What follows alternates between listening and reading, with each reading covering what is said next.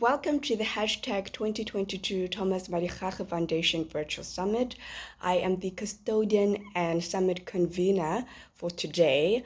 My name is Melanie Madigage.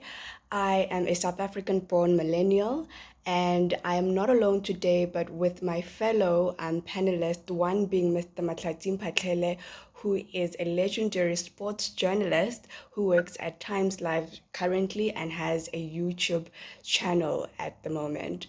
So with Matlatim Patlele will be my first panelist today, and we'll be focusing on media relations. So we've seen the significant growth in sports journalism on how communication and marketing strategies play a significant role in stakeholder engagement through publishing and technology. And Matlatin Patlele holds a rich experience in conveying solid content that matters to sports in various sporting codes such as cricket, rugby, football, and netball. So, Matlatin Patlele, welcome to the hashtag 2022 TMF Virtual Summit. How are you today? Thank you very much. Thanks for the invite, and thanks to fellow panelists. I'm good. You were too kind there when you were saying I'm legendary. I'm no Anyways, so my first question to you as a, experienced sports journalist, why does credible content about clubs, associations, and sports federations matter so much to football supporters? Well, I guess it matters because, firstly, what COVID has showed us is that sports will always struggle without the fans. So the fans are the most important custodians of any sports. Yeah. Sports, as you know, it changed completely with no fans in stadiums slowly now, especially here in South Africa. Fans are coming in as we speak now. I'm at Loftus ahead of Vodacom United Rugby Championship match between the Bulls and the Lions. Yeah. Only 2,000 fans are allowed to come into the stadium. Mm-hmm. So to come back to the question, sports federations and clubs and players individually have a huge responsibility in terms of sharing information with the fans. And mostly, all the time, that information must be credible. It must be timeless, and it must be informative, because fans are generally, or maybe almost all the time, interested to find out what's happening with their clubs and what's happening with the federations, and also what's happening in the lives of the players who mostly fans idolize them. So it is of critical importance to share the information, and we as the media, as journalists, we also play a role in there, because most of the times through press conferences and stuff like that, federations and clubs use us to communicate their messaging. So it is very important to timelessly sort of give out information to the fans so that they know what's happening with their clubs and with their federations. So, with my second question, how has technology impacted communication between South African clubs and its growing influx of supporters? In answering this question, I'm going to give away my age now. I remember, when I started as a junior reporter, all those years ago, I think, but almost 20 years now, cell phones were new. There was no social media, and newspapers were king. People had to wait for tomorrow to find out what's happening, and just the flow of information was different, as we know now. When I started, I didn't have a cell phone for starters. I remember I went to a match at a stadium called Kwakuta. Yes. In Mpumalanga to cover the under 23s football. After a match, I had to go to a dicky box and dictate the story back to the office. That's how different things were at that time. Now everything is on it's on everybody's fingertips. If you have a phone or if you have a smartphone, you can deliver news, and news is instant now, and almost it has forced some of us who studied a long time ago. Yeah. When I went to school, I didn't study social media. I didn't study. There were no hashtags, and there were no these new things that are happening now. So over a period of time, I've had to sort of capacitate myself and learn new things. As you mentioned earlier, I do have a YouTube channel which is doing fairly well. I've embraced social media. I'm very much active on especially on Twitter. I've embraced Facebook. I've embraced Instagram. I'm a fully fledged what do we call online or digital journalist. I don't work for a newspaper, even though sometimes my stories appears in the Sunday Times and so on and stuff. But I work for a digital platform where what I'm going to be doing here today, the story is going to be up as soon as the match is finished on time slot. That's how just involved over a number of years, and we've had to adapt or die. Companies are putting more money now and resources into online and digital, which is where everybody's going. So it's not only in our business. I think in every sphere of life, companies now are sort of spending more money and resources into digital. This thing of working from home has also forced us to sort of think outside the box and digitize and Zoom meetings as we speak now. What all of us here probably joined into these meetings from different places. 10 years ago, we were going to have to be sitting in a room to do this because the technology was not there. So things have evolved and it's exciting times. I'm loving it, and I think this is where the future is going. I'm just a little bit scared. I don't know what will be happening in 10 years' time, at the rate of technology is moving. So, with mental health being on the rise globally, not just, amongst, normal society, but more in sports, especially in football today, what advice do you have for South African footballers in regards to media relations and their well-being? When I mean media relations, I mean social media, your Instagram, your Twitter, and your TikTok, because once a footballer is caught up in a negative spectrum, they get to trend the entire day. So what positive advice, you as an experienced journalist, what positive advice would you give to South African footballers regarding their mental health and their emotional well-being?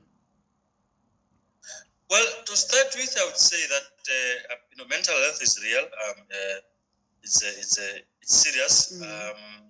For it's even worse for people who are in the public eye because you're constantly like musicians and football stars and it's the so-called celebrities as we refer to here in South Africa. You're constantly in the public eye. Your every move is sort of almost monitored, inverted commas. Whatever you do catches the attention. So if you set your foot wrong, everybody's there to sort of criticize you. Some of these things can take their toll on human beings. Having been around sportsmen and women for a very long time, I've seen how most of these people suffer sometimes in silence because of loss of form, if they're not performing well for the clubs or for the country. There's a lot of pressure there. This week I was speaking to Temba Bavuma, who's a South African cricket captain, and he spoke about how constantly at that level of performance, you are under pressure all the time. Him being a cricketer, he says each and every ball he's facing, it can pretty much be a matter of life and death. If he doesn't score runs, he's under pressure. If he scores runs, people want him to score more. So you can't sort of satisfy these people. Footballers are the same. Sometimes in sports, you lose form. It's normal. But people will criticize. Sometimes footballers also have got normal problems that everybody else has. Maybe having some challenge at home, which sort of affect you mentally, not to focus fully on your preparation and training, or even at the match itself. So it is a serious issue, and I'm happy that now, I think largely due to recently there's been too much focus on this. because of the noise that has been made by the American tennis player, Naomi Osaka, who has really made a lot of noise about this issue. And people, even those who have been ignorant towards this issue of mental health, are taking it serious now. So that before maybe we criticize, somebody, you can be a sports star, you can be whatever, or even your neighbor. Maybe try and understand where they're coming from, because they may be dealing with serious issues which you don't understand. So, pointed to under question, it is real. I mean, all of us at some stage in our lives, we face challenges, and sometimes because of those challenges, you can't focus at work, you can't do what you're supposed to be doing correctly because of this issue of mental health. So, it is a serious issue, and I'm happy that a spotlight has been put onto it now, so that you get to understand it. So with the next question, I'm not sure if you'll be able to answer me, Matlati. What has been your most rewarding sports journalism work that you're most proud of till to this day? It'll be difficult to say.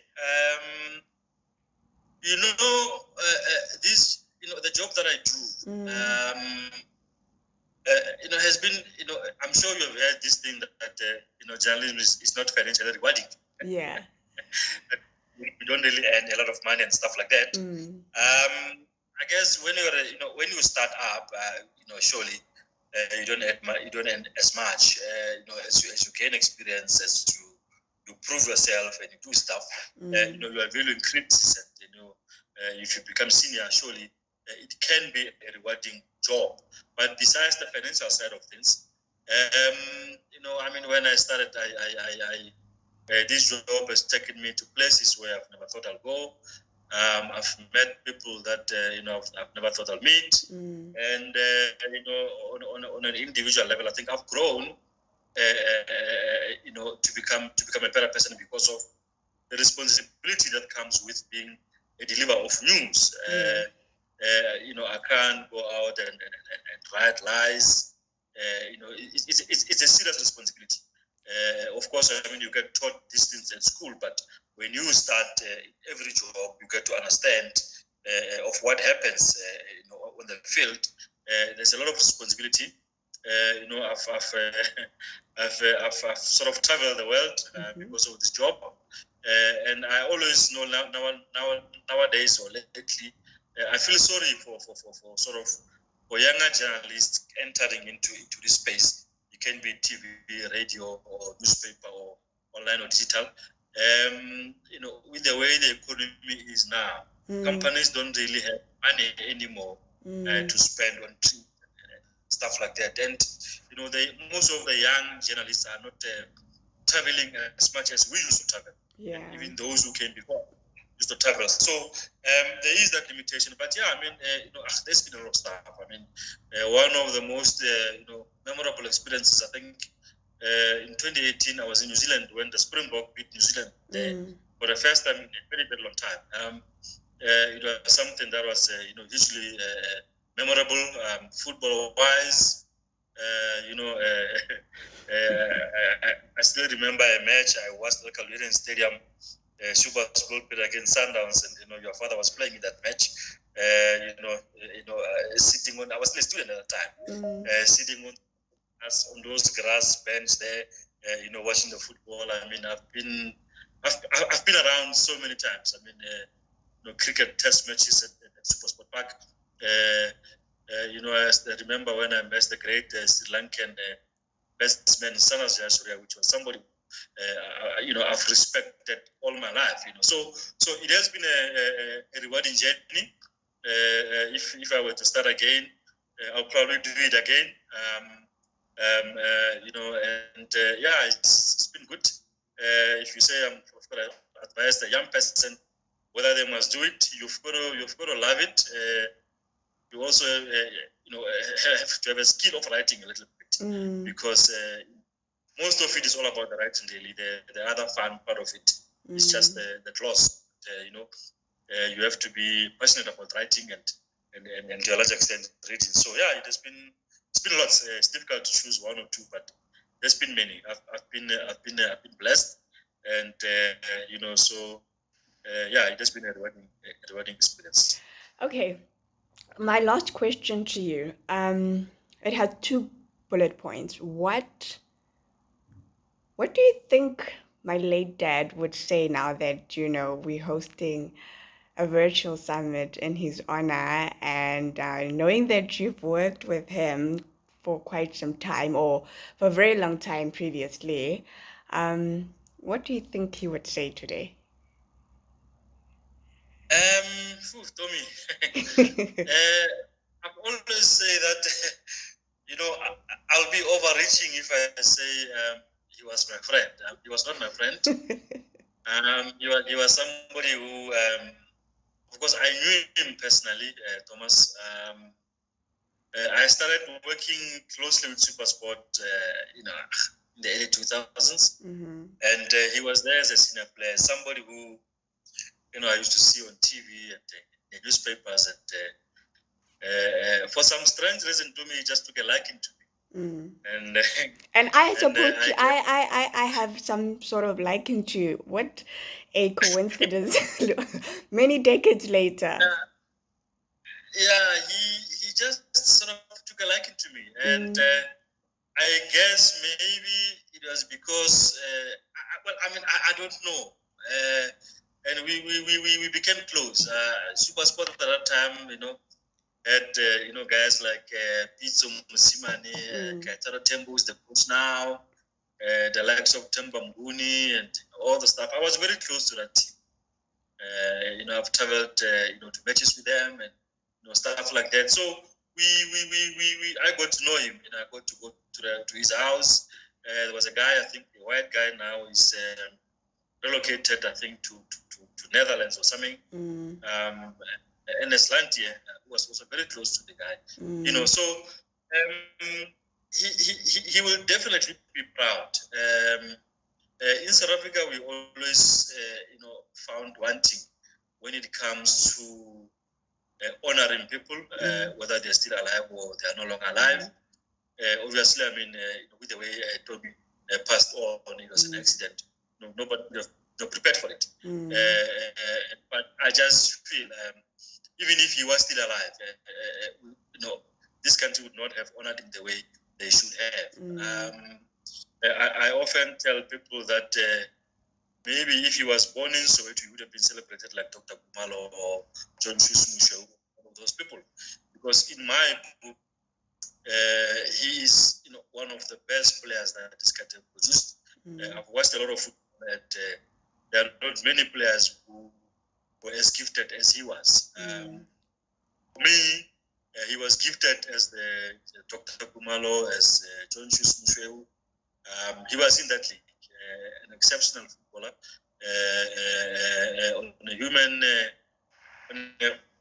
level, also a good human being. I think I've told you this story that one time I was driving with him, and we stopped at the robot, and there was somebody who was asking for money at the robot, and just because of the person that he was, he didn't have money on me, so he says to me, "Give me 50 rands." I didn't have 50 rands. I think I had 20 rands, so I took out the 20 rands in my pocket. I gave it to him, and he gave it to the guy who was asking at the robot. And imagine, so he left with 20 rands, but it's okay. What I'm trying to say is that he was that kind of a person. He would ask something not for him, but for other people. He always wanted to put other people before him. So those are some of the things that I always remember him for, besides the fact that, he was a brilliant footballer. I got to know him personally, and in fact, before he passed away, he was supposed to take me somewhere. I know the story. You don't have to go into details with that story. I don't know the details, so yeah, I was going through some stuff in my life at that time, and he wanted to help me, and so that is the level at which I knew him, and I was heartbroken when he passed away. Also at that time he was making a huge contribution to our football as they're working with Safa as the Bafana assistant coach, and I'm sure he was going to continue making his contribution. So he will be proud, and I'm sure wherever he is now, he's looking up and smiling, and and being extremely proud, especially for you for doing this for him, because in South Africa we can tend to forget people very quickly, and as I always say, we must never forget Thomas Madigage. Never do that. So, Mahlatin Patlele, thank you so much for giving your own personal time to be with us, to share wisdom and knowledge around, sports and the sporting code of football. And may you have a lovely afternoon. And we look forward to you continuing the amazing work that you do. And can you please share your social media handles so that people can know who this legendary sports journalist is? I've sort of just customized them with one name: Twitter, Instagram. What else? There's this new one of the short videos on TikTok. It's all at Brahmasatse. Everything is at Brahmasatse. Okay, And then so you're on TikTok. Is that I am on TikTok, you've got to move with the times, so I'm an old millennial. Okay, wow. You can call it that. Yeah. So next time I think we must lobby to have at least something that has been named after Thomas Madigage. It will happen. It will happen by God. It will happen by God's grace and will. So thank you so much, Mahlatin Patlele. Please enjoy rugby this afternoon, and God bless you. Yes, thank you very much. I'm going to be rude. I'm going to log off and go and do other things. But I believe I'm seeing you guys later. So we'll see you guys later. I'll see you later. Okay. Ciao. Bye.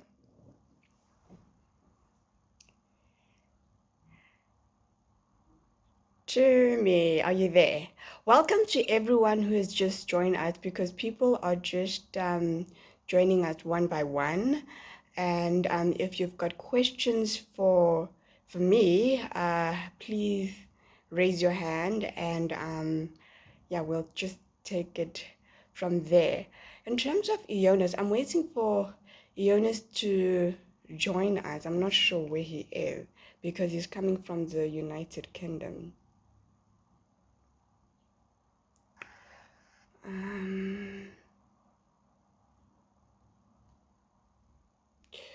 Is there anyone with questions? Please don't be afraid with questions.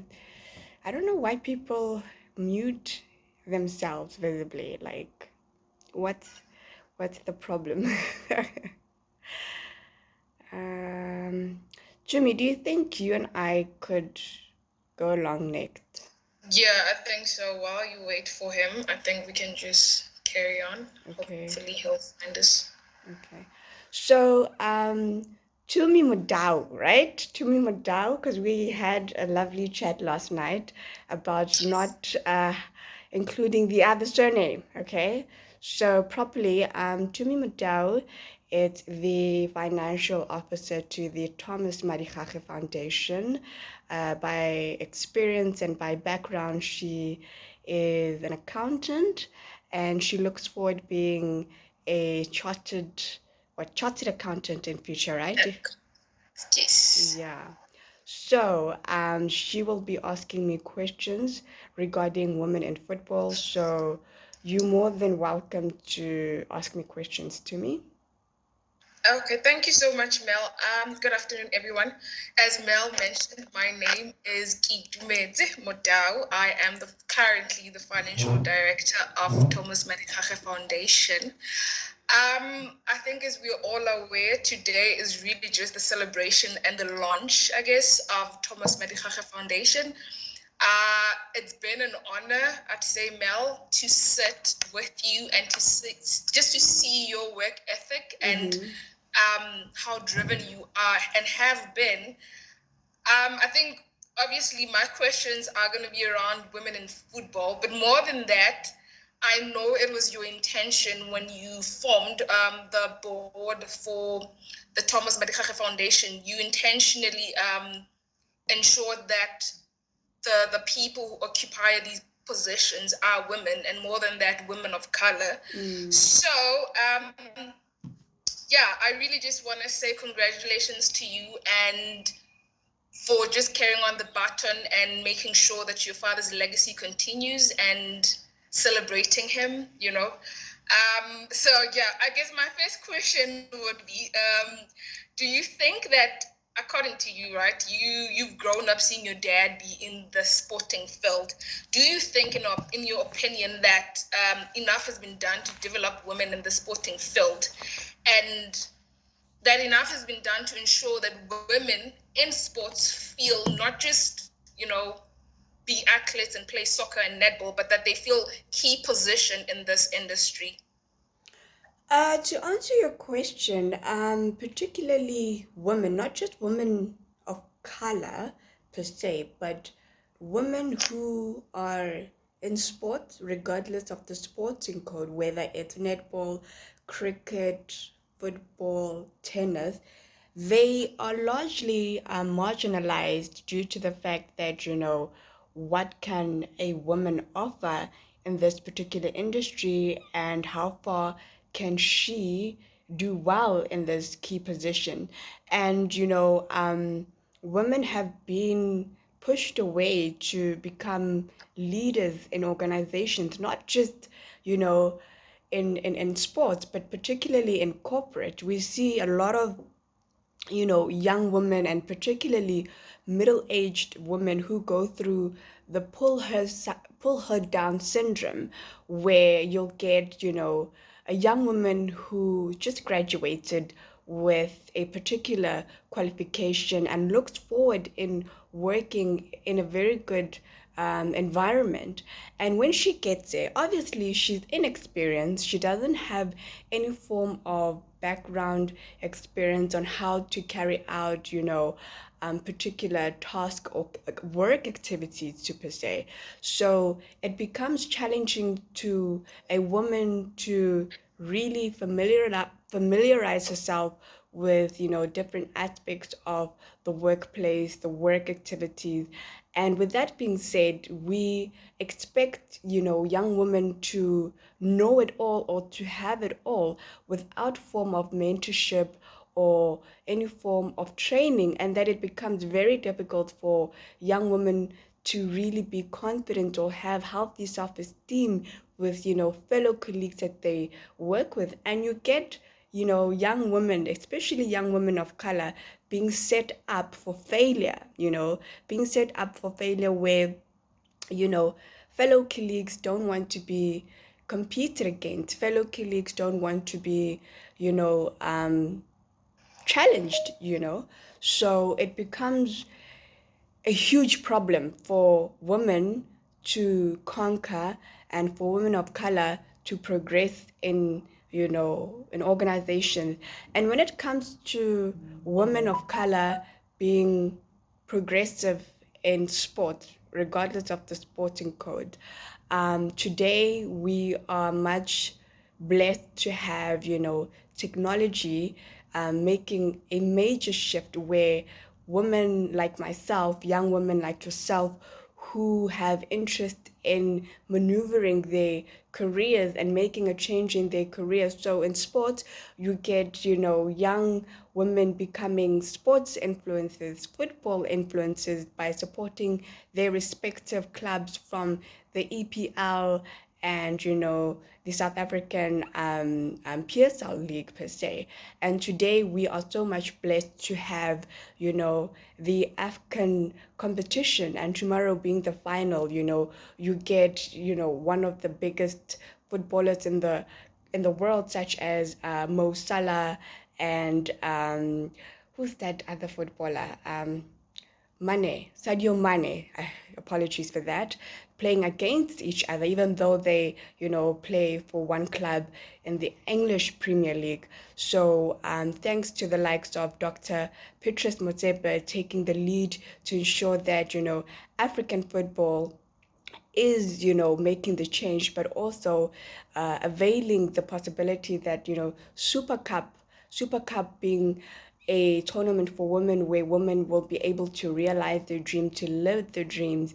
And you see the likes of the Mamelodi Sundowns ladies being the African champions. So I must say that, with that being said, awareness, information, and public perception gets to be changed in a much positive light where, we aspire to change, we aspire to make a great impact, for women who will be able to lead in, football and other sporting codes. So I must say that it was difficult for women to really lead previously in the last couple of years, if not decade. It was difficult for them to lead and to really aspire to work in different positions. So today you got biokinetics, physiotherapists, people or women working in admin, and now women succeeding becoming footballers. So I must say that it has been a difficult ride and it's not yet to end. It is our most important responsibility to ensure that women are empowered by ensuring that we support them and trust them to lead. Thank you for that. I think my follow-up question actually is just what you said. I wanted to ask, Yes. since you followed and literally was by your dad's hip when you were growing up to, his matches and him coaching, do you think, according to you, have you seen either an influx, an increase in just women participation in football specifically? Well, when I was growing up, my dad had a thing of taking me to his workplace, and I quite didn't understand like what was the meaning or the message behind that. And it's only now that, like, I'm an adult and I'm able to be, emotionally observant and smart when it comes to dealing with, challenges, difficulties, and progressive situations where, I understand what it means to be a woman of color, what it means to be a woman of diversification, because, you know, um, I truly understand the message, Kuti, I may not be able to play football, but, being encouraged to go to school and study, I am able to champion and to raise awareness and to ensure that representation for women happens, not just, in the corporate world, but also us being in sport, that can happen in terms of, representing women in football, women in sport. And, I can certainly say that I'm absolutely proud of myself being this, courageous and brave to be able to be a woman who takes a different direction in terms of the Thomas Madigage Foundation, and, in terms of, diversification representation, there isn't a lot of policy in place in how we conduct or approach and, talk about um, issues that affect footballers and particularly women in football, because we are sitting in a current situation that has been an ongoing cry for women in football where they do not get the opportunity to earn the same salary as men who are footballers today. And you get women footballers who do extremely better, perform better than men who currently play football. So if we could champion and ensure that we lobby for public policy such as, mental health awareness, salary equal pay for men and women, that would be absolutely great. Sponsorships and endorsements for women in football, it's a must, it's a critical must for women to get, sponsorships and endorsement, not just for men. Because, I mean, do you really think that men would really succeed without, some sort of, leadership support from women? I don't think so, because women do so well, and I have the most highest respect for Mme Celia Molokwane, who is the current Madam President for the South African Netball Federation here in South Africa. With the amount of challenges and difficulties I believe that she may have gone through as a woman in sports, particularly in netball. But I have the utmost respect for her for championing on and leading this federation with so much grace, with so much poise and great self-esteem and confidence. And we need women like her who really aspire young women like myself and yourself. Thank you for that. I think I have like two last questions. Before I ask my last question, I just want to know, what advice would you give to female daughters of legends? Seeing yourself as one, what would you say to them when it comes to carrying on legacy and, carrying on just doing what I guess their parents, their fathers used to do, as yourself are doing? To answer your questions, I will be complex, because our parents don't get to choose where they work and how they choose to progress in life, because with society things change, social economic instabilities happen throughout the world. And with that being said, my late father was unfortunate to come from a background or family background where they didn't have nothing, absolute nothing, and most of his siblings didn't have the opportunity to further their education and their higher education. And being a young woman today, and I look back and I reflect throughout the social economic instabilities that my father has been through, I must say that it empowers me in such a way that I'm proud to be my my father's daughter, knowing that he taught me to be very courageous, to be brave, to be outspoken, but also to be very humble. And with that being said, having a father where his career was, hugely in the public eye. I mean, if you have a career in the public eye, whether you're in sports, you're into entertainment, media, and other social platforms, you tend to have a life where it is not private. You tend to have a life where you have a lot of distractions from various people. There's a lot of sorry, I'm reading messages as I speak, as I answer your question.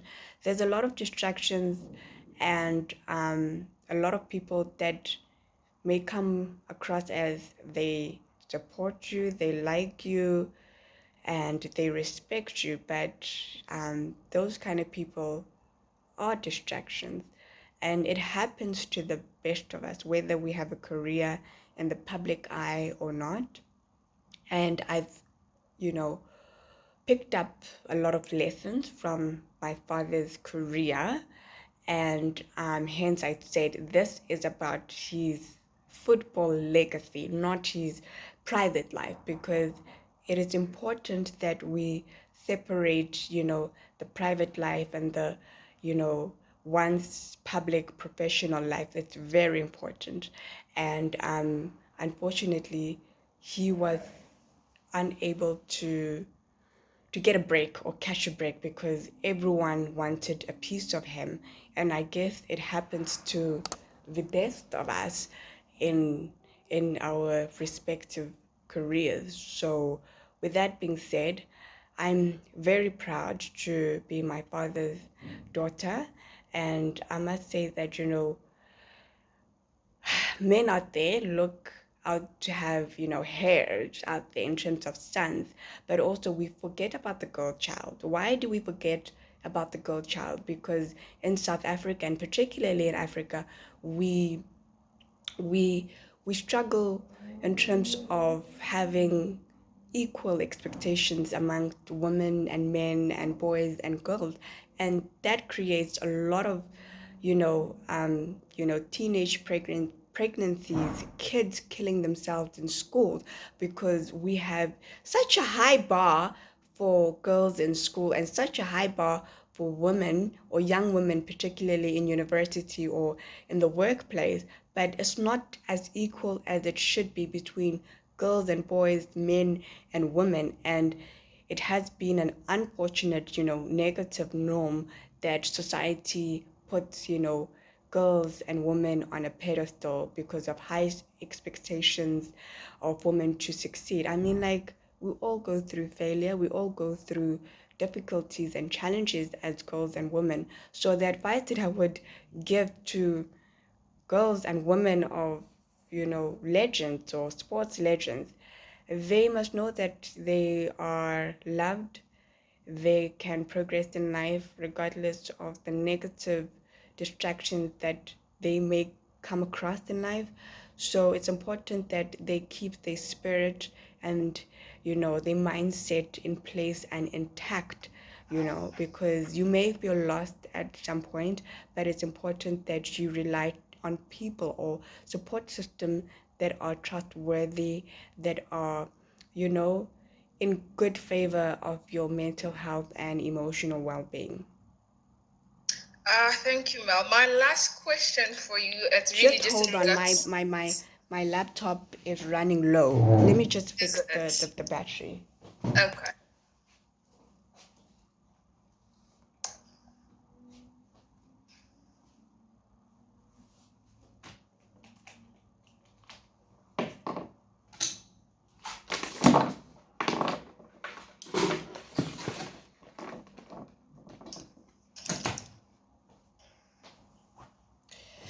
Sorry about that. Not a problem. Last question from you really is what impact do you want to see or do you want to have affected by the TMF Foundation? Like, what do you want to see happen with the TMF Foundation? So, in terms of the impact that I would like to have on the foundation, it's a really beautiful question, because, like I said, this foundation was it's in the honor and memory of my late father. And, I'm very passionate about people. I'm very passionate about, seeing people grow with the line of work that I do in public relations. So, being able to see people learn and unlearn from societal norms that tend to change due to, their own problems, their own challenges, and being inspired by other people's, progresses and how they were able to turn their lives around. So, with that being said, I want to be able to make an impact where, change happens positively, impact happens positively. And with that being said, it's through good health information, awareness, persuasion, where we persuade, public policy in various sport matters that affect, sports professionals and, sports, professionals in the communication industry, in the media industry, because it is not easy to see young particular sports professionals like Matlhating Patlele mentioned that he feels hugely, oopsie,